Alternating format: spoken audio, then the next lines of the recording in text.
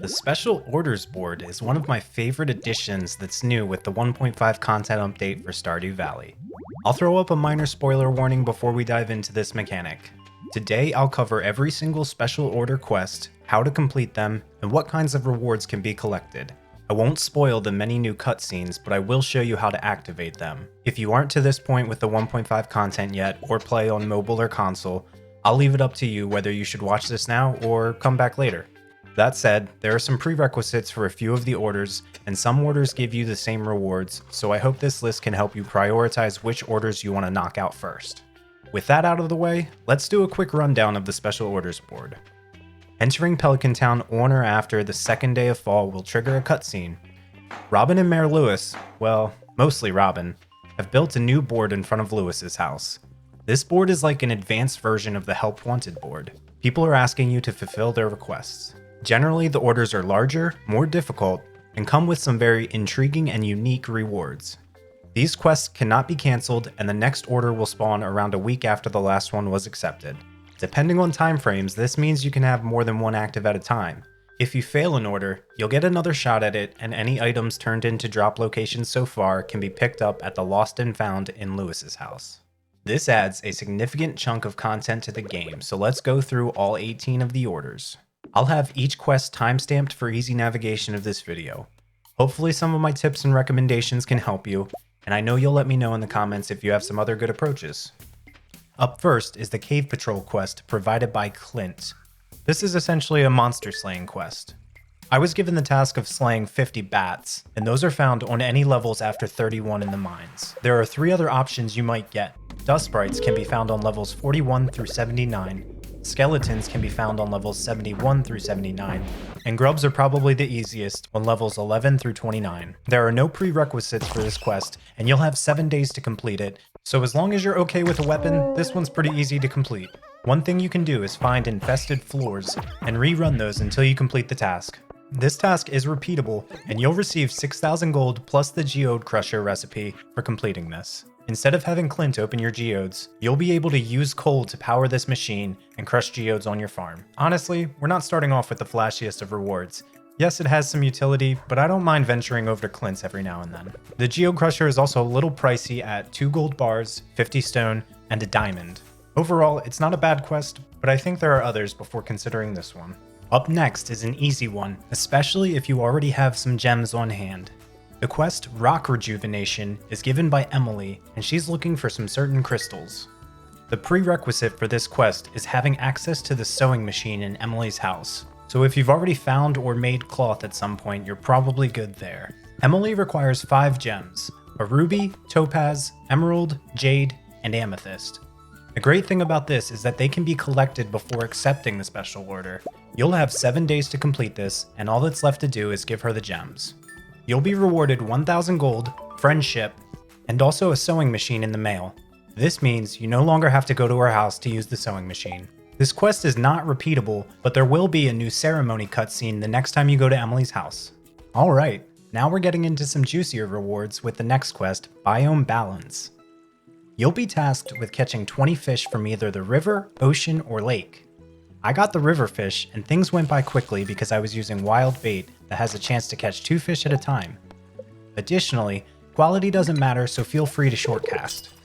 If you're really trying to speedrun this, the animation when casting west is the shortest by a small fraction, if you were ever wondering. You'll have 7 days, and this quest isn't repeatable, but you'll be rewarded with 1,500 gold and the recipe to craft the farm computer. I love this because you now get access to the analytics of your farm operation. Sure, it's more of a luxury, but I love this thing. You also get this recipe as a reward for the Aquatic Overpopulation, so maybe only do one of these at first. I find the Biome Balance quest to be the easier of the two. Gifts for George is the next quest up, and it's only available during spring. You'll have 28 days, so the whole month, to collect a dozen leeks. If you already have or can craft a ton of spring seeds, this will be a breeze. Otherwise, make your way around the map foraging every leek you find. The map forageables always accumulate and then reset when you sleep Saturday night, so Saturdays are a good day to forage. This isn't a repeatable quest, and you'll be rewarded with 2,000 gold and a coffee maker. It's a bit of a novelty item, but I don't mind a free coffee every morning. I mean, that's what fuels these videos after all. You can look forward to another grumpy cutscene at George's once this quest is completed. If you already have several chickens, this next one is straightforward. Gus's Famous Omelet is repeatable and requires 24 eggs within 2 weeks, either from the ground or an auto grabber. I used void eggs and that worked all the same. Place them in Gus's fridge and he will reward you with 3,000 gold and a mini fridge in the mail. Those can already be bought at Robin's for 3,000 gold, so I wasn't very excited about this one. Swing by the saloon after all of this for another new cutscene. The Strong Stuff is another quest that's only available in spring. You'll have 14 days to keg 12 potatoes to make potato juice. This is a bit of a tight time frame if you don't already have the potatoes on hand, because they take 6 days to grow and 4 days to juice in a keg. Whether you grow them or already have them, make the juice and place the bottles in Pam's kitchen.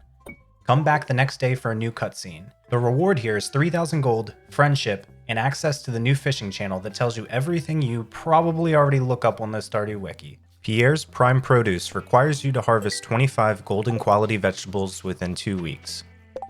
Fortunately, the game's definition of a vegetable is a little flexible. I used wheat because it's cheap and grows fast. Drop the produce off in the box in his store and come back for a cutscene the next day. Pierre is a swindler, and it's about time the rest of the town recognizes this. The reward here is 2,500 gold and a mini shipping bin. Be aware that this is also a reward for the crop order quest, so maybe only do one of these to start with. I like this next one from Linus called Community Cleanup. You'll have 7 days to collect 20 pieces of trash, excluding Joja Colas from the waterways. If you have crab pots set up, this is a super fast way of doing it. Otherwise, fish close to the shore and you'll have what you need in no time. Dump the waste in the new bin at the train station and you'll be rewarded with 500 gold, friendship points, and a new recipe for fiber seeds in the mail. We can now grow fiber, which is great, just don't ask where Linus got the gold from. Finally, head up to the mountain for a new cutscene. Island Ingredients is another straightforward one with a great reward. You'll need Ginger Island unlocked for this, and Caroline will be looking for 100 taro roots, ginger, or pineapples within 28 days. You may want to prepare for this one beforehand, but utilizing the island trader or seed makers if you get taro root or pineapples should help you in the 100 needed within a month. Ship off your loot and you'll receive the solar panel recipe. Finally, another way to get batteries. I really dig this new addition. Juicy Bugs Wanted is a fun one, requiring you to collect 100 bug meat in 7 days. If you have the mutant bug lair unlocked, head down there each day for some easy bug meat collecting. Otherwise, you need to track the bug meat down in the mines. Once you have the goods, place them in the barrel outside Willie's house. You'll be rewarded with 3,000 gold, but wait, there's more. Head down to the beach for a new cutscene and you'll be gifted the recipe for quality bobbers. Better quality fish sounds like a good deal to me. There's a few options for completing the next one, Robin's Project. Collecting 80 hardwood in 7 days seems like a tough ask, but you can start by farming the stumps in the secret woods. Additionally, an even better way is knocking down mahogany trees on Ginger Island. You can take this a step further by planting your own trees and using tree fertilizer to mature them quickly. Drop the hardwood off at Robin's and you'll be rewarded with 2,000 gold and friendship points. Come back for a new cutscene, you'll now have access to purchase the deluxe red double bed. If Demetrius doesn't want to respect Robin, she can always come live with me. I mentioned Aquatic Population earlier because the reward is the same as Biome Balance. Collect 10 of whatever fish you're given within 7 days and you're done. I covered the farm computer recipe already, so not much else to say here. Fragments of the Past is a cool one, and I have 3 ways of completing this for you. You'll need to collect 100 bone fragments. This can be done at the dig site on Ginger Island. A much worse option would be to farm the lava lurks in the volcano dungeon. Alternatively, you can kill skeletons on levels 71 through 79 of the mines. Once you have 100, drop them off at the museum. The reward for this one is a goodie, 3,500 gold and the recipe for making a bone mill. These new machines can create fertilizer and speed grow out of extra bones, and they don't cost too much to make. Robin's Resource Rush is her final quest, and it's simple. Collect 1,000 stone or wood in 7 days. I was given stone, so I'm off to blow up rocks in the Skull Cavern. Completing this quest will net you 2,500 gold, but more importantly, the stone chest recipe. They function just like regular wooden chests, but I much prefer the way they look. Sure, it's only aesthetic, but I'm okay with that. The premise of this next one is simple. Prismatic Jelly requires you to find the prismatic slime and kill it within 7 days.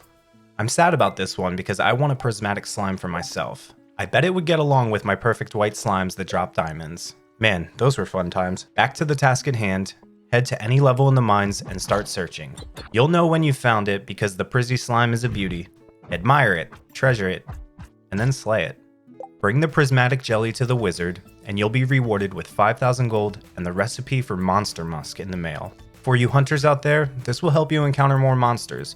Consider completing this first before the other monster slaying quests if you want to use the musk to help yourself out. Next up from the wizard is a curious substance. Similar to the last quest, he needs ectoplasm from a ghost within 7 days. The drop rate is about 10%, and I was lucky to get it on my first ghost encounter. They appear on levels 51 through 79 in the mines. Return to the wizard with the ecto, and you'll receive 2,500 gold in addition to the recipe for mini obelisks. Ever wanted to warp all around your farm? Place 2 down, and now you can. The tropical fish quest also requires you to have Ginger Island unlocked, and you need to fish out 5 of each of the new fish within 7 days. Blue discus can be found in the ponds and rivers. 5 lionfish can be found in the ocean. Finally, Stingray can be found in the Pirate Cove, which is accessible once the resort is built. Your reward is pretty awesome, 2,500 gold and a deluxe fish tank. You will now also be able to get deluxe fish tanks from the furniture catalog or Willie's shop.